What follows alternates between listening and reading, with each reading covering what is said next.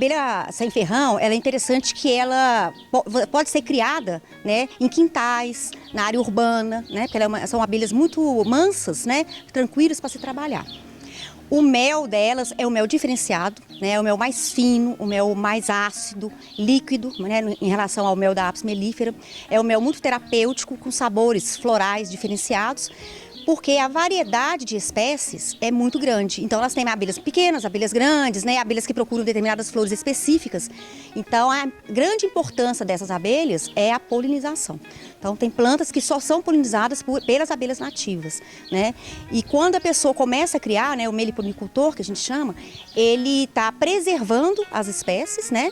E está fazendo a parte de polinização, né, contribuindo para isso.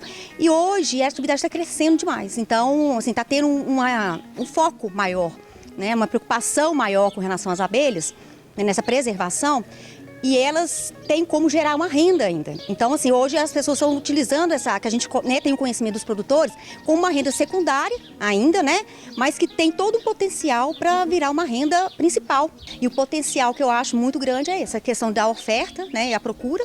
Então, hoje tem pouca gente ainda trabalhando, e a demanda é muito grande. O valor do mel, né? E os produtores podem tirar o mel, tem o própolis, tem o pólen, tem o cerume, que é onde elas colocam o mel, né? É um tipo potinhos, diferente da Apis mellifera, que é favo, né? E esses potinhos, eles são feitos de cera e própolis. Então, tem um estudo muito interessante que está provando que o mel, além dele ter as capacidades terapêuticas das flores, das plantas, ele ainda vai ter resquícios do própolis, que é também um produto muito medicinal nas abelhas, né? Tanto na Apis quanto na meliponicultura. E além disso, está crescendo o mercado de venda das colônias. Então hoje tem produtores cadastrados, eles reproduzem na sua criação, né, novos enxames e vendem esses enxames. E tem enxame em torno, dependendo da espécie de abelha, de até R$600.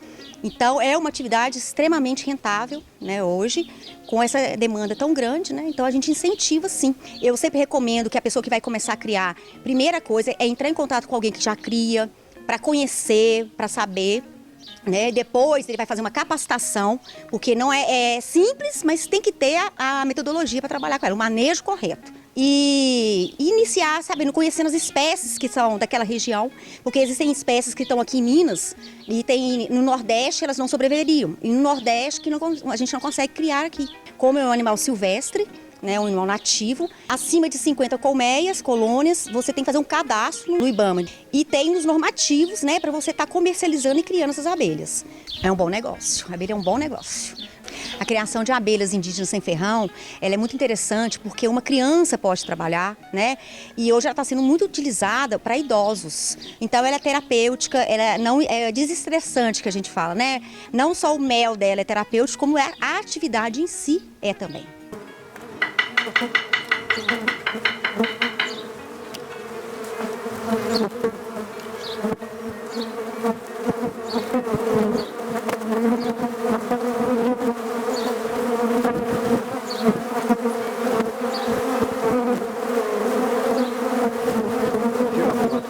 Então nós temos dentro do Senar um treinamento de melíponas, né, que é o nome dado à meliponicultura, que são as chamadas abelhas sem ferrão, e nós trabalhamos todo o manejo dessas espécies dentro de uma criação comercial e a forma como ela pode ser trabalhada e dentro da legalidade das normas que os órgãos de fiscalização e controle exigem.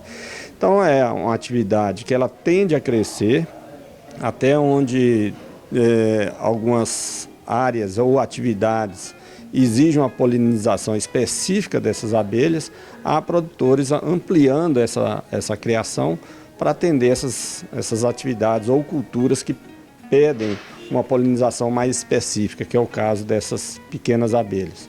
A produção, como eu disse, ela é pequena, porém os resultados do trabalho dela dentro do ciclo da cultura ou das culturas que ela poliniza é grande, porque o resultado é muito positivo. Então ela atua como polinizador de várias espécies de plantas que são benéficas aí num equilíbrio, um arranjo dentro de toda a harmonia da natureza, das variedades de culturas que tem disponível.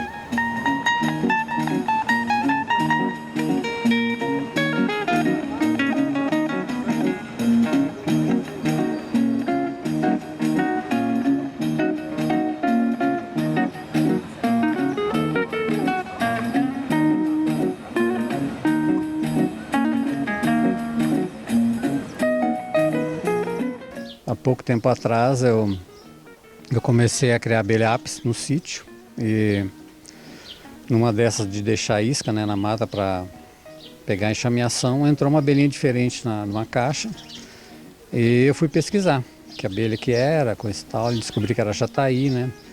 E a partir dali comecei a me interessar, né, conhecer esse tipo de abelha. No momento da pesquisa tu começa a ver uma quantia enorme de abelhas que tem, nativas, né, que a gente não conhece.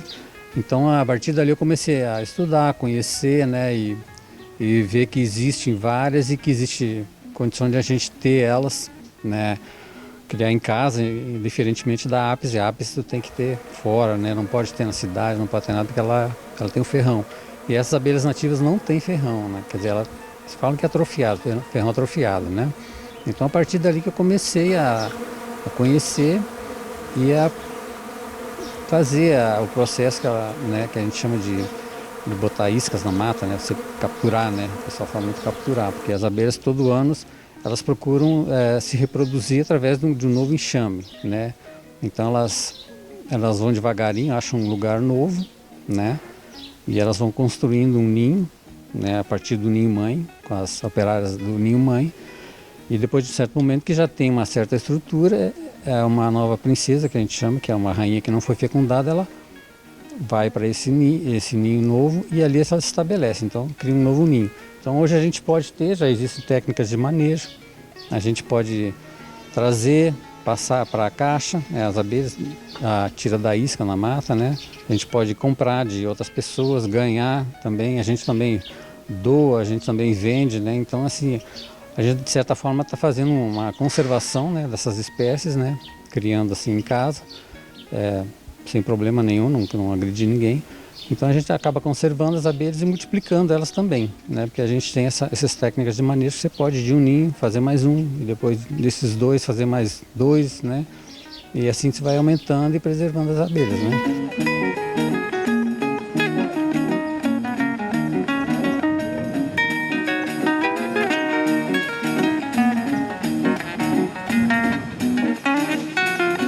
Em Minas a gente tem em torno de 51 tipos de abelhas, né? Todas uma diferente da outra, com formas diferentes, tamanhos diferentes, ninhos diferentes, entendeu? Em locais diferentes também, né? Então assim, a partir dali é que comecei a me interessar. E hoje eu tenho um pouco aqui né, em casa mesmo, a gente pode criar. Você consegue ter uma abelha mandaguari, uma tubuna em casa, né? Uma borá, tranquilamente. A gente também tem um pouquinho para hobby, né? A gente curte um pouquinho da coisa, né? Esse negócio de ficar cuidando de abelha, vendo a abelha entrar e sair, alimentando, vendo o enxame crescer, isso também é uma curtição pra gente aqui. E vai tocando a coisa, né? Então, o recado que eu tenho, assim, para quem quiser, né? Ter um animalzinho em casa, que é uma abelha inofensiva, é bacana, é gostoso, tá ajudando no processo de polinização, que é o principal função dela na natureza, né? Sem as abelhas, nada vai existir, né, quase, né? Porque elas é que fazem o processo todo, que fecha o ciclo das plantas, né? Porque assim a fecundação da flor para tudo, né? Então a gente acaba ajudando nesse processo também da polinização. Mas então é isso. O meu recado que eu tenho para dar é esse. Tenham abelhinhas e sejam felizes.